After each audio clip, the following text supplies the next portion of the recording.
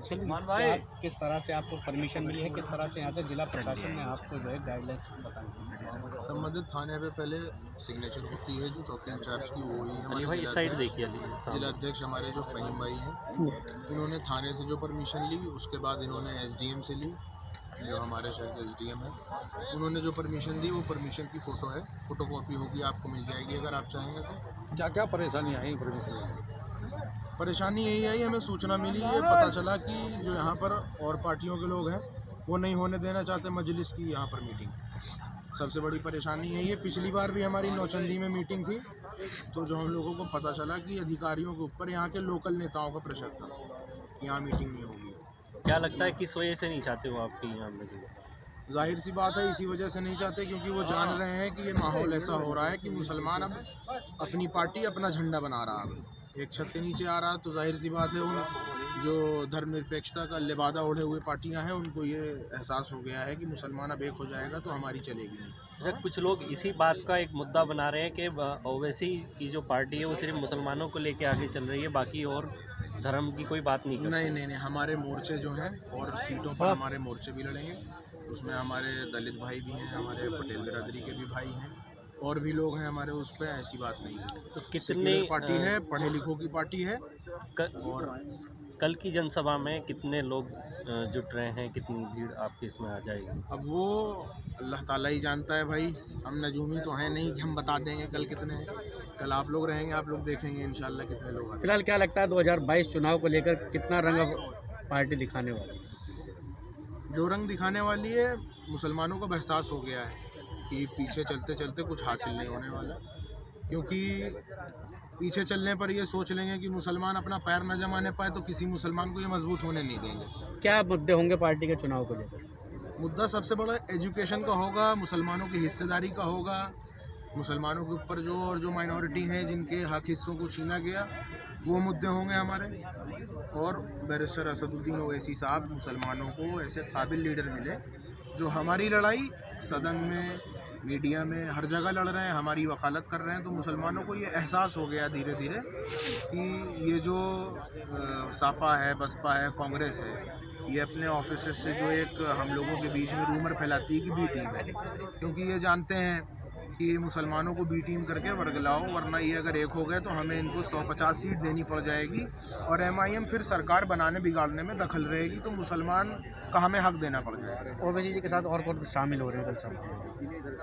यहाँ पे ओवैसी साहब हैं और जो शामिल है वो मोर्चा हो रहा है हमारा। एक पार्टी है, वो जिला अध्यक्ष साहब जानते होंगे, मुझे पार्टी का नाम नहीं मालूम, कुछ कौन सा क्या नाम है पार्टी का, अभी वो तय नहीं हुआ, कल ही अनाउंस होगा। अली भाई, इलाहाबाद से आप इधर आए हैं, क्या लगता है कि मेरठ सीट से कोई तैयारी है आप लोगों की? अभी ऐसा तय नहीं है, अगर सदर साहब इजाज़त देंगे तो, और मेरे वालिद से मेरी मुलाकात भी नहीं हुई है, वालिद से तो हम कहेंगे कि मेरठ से चुनाव लड़ें, क्योंकि यहाँ जो मुसलमान है वो अपनी बात का पक्का है, और यहाँ पे जुझारू मुसलमान है, और मुसलमान को ये एहसास हो गया है कि हमने जितनी भी पार्टियों को हमने यहाँ पे टेस्ट करा, कोई उनके लिए सही नहीं निकली।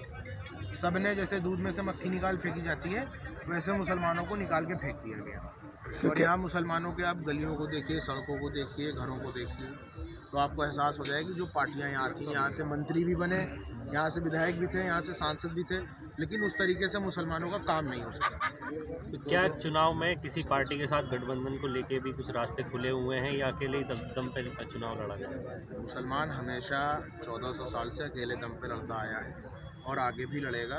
किसी को हमसे जुड़ना होगा तो बिल्कुल उसका खैर मकदम, वो आए, हमारा साथ दे, और हमारी नीयत यही है कि अब की बार नहीं तो अगली बार तो हमें हिस्सेदारी देने पे ये मजबूर होंगे। हम ये नहीं कह रहे हम सरकार बनाएंगे, लेकिन जब हमारी सरकार कंडीशन पे होगी, ओवैसी साहब के बिना जब सरकार नहीं होगी तो सरकार की कंडीशन होगी, हमारे हक हिस्से की कंडीशन होगी, तो उस पर हमारा वर्क चलेगा। तो आपको लगता है कि प्रदेश में आपके बिना किसी की सरकार नहीं बनेगी? हम तो यही सोच रहे हैं कि हम जिस परसेंटेज में हैं, हमारा परसेंटेज उन लोगों से ज़्यादा है जिन्होंने यहाँ पर पार्टी अपनी मजबूत करके अपना मुख्यमंत्री बने, और हम ही ने बनाया। तो जब हम अगर एकजुट हो गए तो वो हमसे गठबंधन करने पे मजबूर तो हो ही जाएंगे। तो लगता है आपको कि सारा मुसलमान एकजुट रहेगा, क्योंकि और भी पार्टियां हैं, मायावती हैं, अखिलेश यादव है, ये भी अपने अपने कैंडिडेट मुस्लिम खड़ा करेंगे? मुसलमानों को बस सोते हुए मुसलमानों को जगाना है कि तुम्हारा एक कलमा है तो मुसलमान एक होगा, इंशाल्लाह ज़रूर होगा। मुसलमानों से तेज़ एक कोई नहीं होता। मुसलमानों का एक कलमा है, एक अक़ीदा है, एक खुदा है, तो मुसलमानों से तेज़ एक नहीं होगा और क्या मुसलमान एक होगा ज़रूर इंशाल्लाह। कल ओवैसी साहब मुसलमानों को जगाना आएंगे यहाँ मेरठ? मुसलमान जाग चुका है ओवैसी साहब, यहाँ पर और लोग जो नहीं जागे हुए हैं, जो नहीं आएंगे मीटिंगों में, उनको जगाने आएंगे। यहाँ की मीटिंग से एक बहुत बड़ा मैसेज जाएगा कि अब मुसलमान एक हो रहा है। जो और पार्टियां हैं जिन्होंने यहाँ से लोगों को विधायक बनाया, सांसद बनाया, वो सोचने में मजबूर हो जाएंगी कि मुसलमान मजलिस के साथ है तो मजलिस को अपने साथ शामिल करो, वरना सरकार बनाना मुश्किल है। अली भाई आखिरी सवाल, क्या अली भाई मेरठ से कैंडिडेट हो सकते हैं? मैंने बताया भी तय नहीं है। हम तो चाह रहे हैं कि वालिद लड़े यहाँ से, लेकिन ना अभी हमारे वालिद से मेरी मुलाकात हुई है, ना बात हुई है। और सदर हमारे बैरिस्टर असदुद्दीन ओवैसी साहब से भी हम ये बात करेंगे कि हमको यहाँ लड़ने का मौका दें। वो मौका देंगे तो बेशक लड़ेंगे, बिल्कुल लड़ेंगे इंशाल्लाह। ठीक ठीक, शुक्रिया।